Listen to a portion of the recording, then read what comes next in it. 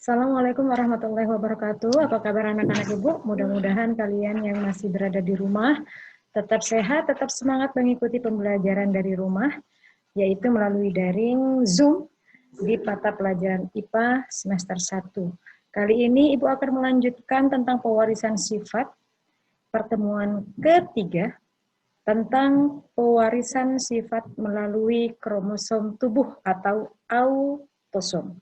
Sebelum kita mulai, mari kita sama-sama berdoa kepada Allah Subhanahu wa taala, mudah-mudahan diberi kemudahan dan kelancaran dalam mengikuti BDR. Berdoa dimulai. Berdoa selesai. Anak-anak Ibu, untuk pertemuan kali ini tolong disimak baik-baik karena memang materinya agak rumit dan susah untuk dipahami. Jadi pelan-pelan saja nanti akan Ibu sampaikan apa yang harus kalian pahami hari ini, yaitu pewarisan sifat melalui autosom atau kromosom tubuh.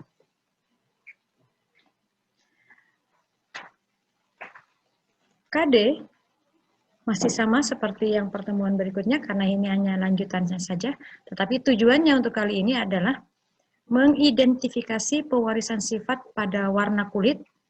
Yang kedua, mengidentifikasi pewarisan sifat pada bentuk pertumbuhan rambut di dahi. Mengidentifikasi pewarisan sifat pada tipe perlekatan cuping telinga, ya daun telinga kalau nggak tahu cuping. Mengidentifikasi pewarisan sifat pada bentuk rambut. Ini yang akan kita pelajari hari ini, ada 4, maka disimak baik-baik. Nah, lihat warna kulit pada gambar ini. Berbeda-beda ya. Nah, kalian juga harus tahu warna kulit kalian masing-masing. Apakah termasuk yang ini, yang putih, atau yang kuning langsat, atau yang termasuk yang gelap, sawo matang, dan sebagainya. Atau yang ini, yang tak berwarna, yang tidak memiliki pigmen kulit. Nah, kalian bisa mengidentifikasi sendiri bagaimana warna kulit kalian. Nah, warna kulit merupakan salah satu dari pewarisan sifat tubuh atau autosom. Nah, untuk pewarisan sifat pada autosom, khususnya yang sekarang adalah warna kulit, diberi kode dengan banyaknya gen di mana gennya itu menggunakan inisial atau huruf, yaitu bisa A, bisa B, bisa C. Tergantung dari warna kulit kalian masing-masing, diambil inisialnya lah. Ya. Warna kulit ini sangat dipengaruhi oleh pigmen kulit. Nama pigmennya ini nih, melanin. Ya, semakin banyak jumlah pigmen melaninnya, maka warna kulit yang tampak akan semakin gelap. Semakin berkurang warna pigmen kulitnya, maka warna kulit akan semakin terang.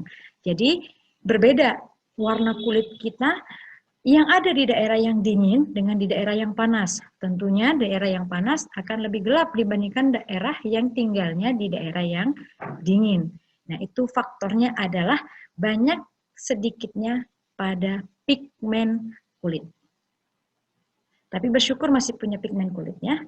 Variasi atau alternatif gen lain pada kulit alela yaitu gen A, B, C. Ini ditulisnya kecil, yang di sini ditulisnya huruf kapital. Masih ingat tentang dominan dan resesif? Ya, kalau yang ditulis dengan huruf kapital maka itu lebih dominan. Sedangkan yang ditulis dengan huruf kecil itu resesif, yang kalah nantinya. Ya, orang yang memiliki gen nih, A besar, A besar, B besar, B besar, C besar, C besar, akan memiliki kulit sangat gelap. Ya, sedangkan yang memiliki gen A kecil, A kecil, B kecil, B kecil, dan C kecil, C kecil akan memiliki kulit yang lebih terang. Artinya yang gelap itu dominan terhadap yang lebih terang. Paham ya?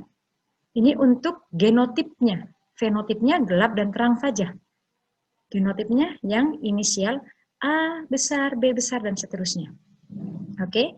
Orang yang memiliki gen heterozigot seperti ini, A besar, A kecil, B besar, B kecil, C besar, C kecil, ini disebut heterozigot, akan memiliki kulit yang tengah-tengah antara gelap dengan terang, tidak gelap tidak terang, yaitu disebut apa? Sawo matang, gitu ya. Kulit Indonesia ini tidak terlalu gelap tidak terang, ini kulit asli Indonesia, tengah-tengah. Kalau pada tumbuhan yang minggu lalu kita pelajari yaitu intermediate, antara kedua dari induknya, dari orang tuanya itu muncul pada anaknya, sehingga dua-duanya muncul, disebut dengan heterozigot atau intermediate kalau pada perkawinan monohibrid yang kemarin itu ya. Nah, bentuk pewarisan warna kulit dari perkawinan kulit sawo matang, dari kulit sawo matang seperti ini. Ingat tulisannya adalah heterozigot ya, tidak boleh kapital semua, harus gabungan antara kapital dengan huruf kecil. Sehingga diperoleh nih perbandingannya. Jadi kalau kalian sudah paham tentang persilangan mono dan dihibrid, maka ini pun akan kalian memahaminya. Kalaupun tidak memahaminya, kalian boleh silakan tanya di grup kelas kalian masing-masing. Kemudian yang kedua, pewarisan sifat pada bentuk pertumbuhan rambut di dahi. Ini lihat, ini ada yang berbentuk V, ini ada yang rata. Ada yang rata, kemudian ada yang berbentuk V. Ya, ada yang V-nya sampai menjorok, ini seakan-akan botak sebelah sininya ya. Nah, itu pewarisan sifat pada tumbuhnya rambut di dahi. Itu juga diwariskan melalui kromosom tubuh. Nah, tumbuh rambut seperti V itu dikenal dengan widow's peak. Tumbuhnya rambut yang berbentuk V itu di bawah oleh gen W yang diambil dari widow's peak. Ya, gen W bersifat dominan, berarti huruf kapital W-nya. Orang yang memiliki pertumbuhan rambut pada dahi yang memiliki gen double W kapital berarti homozigot dominan. Dan yang double W tapi ada yang besar dan kecil, yang heterozigot, maka dia memiliki bentuk rambut masih V. Masih V ya. Kecuali yang bergenotip resesif, yang W kecil semua. Double W tapi kecil. Maka memiliki rambut tidak berhuruf V di dahinya. Biasa, bulat biasa gitu ya. Itu resesif. Jadi ketika ada perkawinan antara orang tua yang salah satu orang tuanya berbentuk V pada dahinya, maka kemungkinan anaknya juga akan berbentuk V pada daerah dahinya. Ya, kecuali yang orang tuanya melakukan perkawinan di mana resesif dua-duanya, maka tidak akan muncul anak yang berambut model V pada daerah dahinya. Itu pewarisan sifat autosom. Yang ketiga adalah pewarisan sifat perlekatan cuping telinga.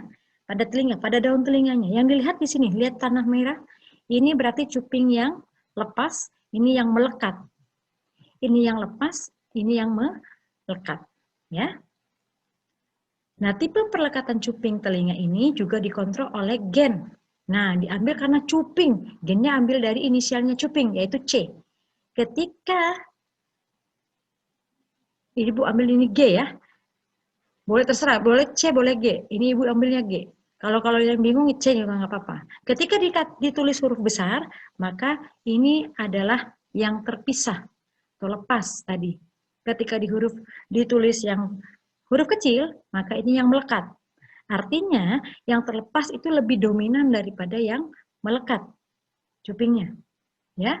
Bentuk telinga yang cupingnya, daun telinganya itu terlepas, itu lebih dominan terhadap yang melekat. Oke. Masih sama penulisannya, jika G besar tetap dominan, G kecil itu resesif. Oke ya. Yang berikutnya adalah pewarisan sifat pada bentuk rambut. Ya, bentuk rambut kalian pasti tahu. Semua orang punya tipe jenis rambutnya. Apakah termasuk yang keriting, tipe rambut yang lurus, ataukah yang bergelombang atau berombak. Nah, ini pun diwariskan dari kedua orang tua kita. Jika orang tuanya dua-duanya keriting, anaknya pun pasti akan keriting. Jika salah satunya ada yang lurus, maka kemungkinannya ada 3. Bisa ngikutin ibunya lurus, atau bapaknya yang lurus, ikutin yang keriting, atau muncul dua-duanya. Yang intermediate, yaitu bergelombang. Oke, nah bagaimana nanti diwariskan? Tetap dibawa oleh gen tubuh. Yang baru di sini Ibu ini ya, tulisnya C besar. C besar dominan mengkode rambut keriting. Nih, keriting Ibu lambangkan C. Ingat, dominan ya terhadap lurus. Lurus itu Ibu kodekan S, yang S kecil ya. Bentuk rambut merupakan kasus yang menarik dikenal dominansi tidak sempurna. Artinya, jika rambut kamu memiliki salah satu dari kedua jenis tersebut, C dan S, C-nya besar S, maka mendapatkan campuran keduanya, yaitu ombak rambutnya. Gabungan dari keduanya. Nah, karena tadi Ibu katakan yang keriting itu dominan, maka tulisannya homozigot kapital. Seperti ini. Rambut lurus karena dia resesif, maka tulisnya adalah double, kecil semua hurufnya. Sedangkan yang gabungan, ada yang besar dan kecil, maka itu muncul dua-duanya, yaitu berombak. Itu untuk tipe rambut. Masih banyak lagi tubuh kita yang diwariskan dari kedua orang tua kita. Misalnya ada bentuk kukunya, kuku saya kok sama kayak bapak, gitu ya. Bentuk mata saya kayak mama. Hidungnya mancung kayak nenek. Nah, itu semuanya diwariskan, termasuk lesung pipit seperti yang punya Ibu. Kalau kedua orang tua kalian tidak ada yang berlesung pipit, maka anaknya pun tidak akan ada yang berlesung pipit. Nah, Ibu ini diwariskan dari orang tua, yaitu bapak yang punya lesung pipit. Diturunkan kepada Ibu. Dari 6 bersaudara yang punya lesung pipit, 2 hanya Ibu. Yang lainnya ada yang tidak punya, ada yang hanya punya 1. Nah, ketika Ibu menikah dengan suami yang tidak memiliki lesung pipit, anak Ibu ada 2, yang 1 berlesung pipit, yang 1 tidak. Nah, itu diwariskan dari kedua orang tuanya. Pewarisannya melalui kromosom tubuh. Itu penjelasan untuk hari ini, khusus pada kromosom tubuh. Nah, selanjutnya adalah tugas kalian, bagaimana dengan warna kulit, rambut di dahi, bentuk cuping dan bentuk rambutmu? Apakah kalian sama dengan bapak dan ibu? Nah, silahkan kalian mengidentifikasinya dengan menggunakan bagan silsilah keluarga, mulai dari rambut, telinga, kemudian bentuk cuping, ya, dibuat silsilahnya dari bapak dan ibu, nggak usah terlalu jauh, bapak dan ibu, kemudian anak. Kalau anaknya ada 3, berarti bentuk rambut ketiga anaknya ada berapa? Paham ya? Nanti dikirim ke grup kalian masing-masing yang sudah diberikan sesuai dengan kelasnya. Oke? Sampai di sini pertemuan kita kali ini. Ibu akhiri. Wassalamualaikum warahmatullahi wabarakatuh. Sampai jumpa.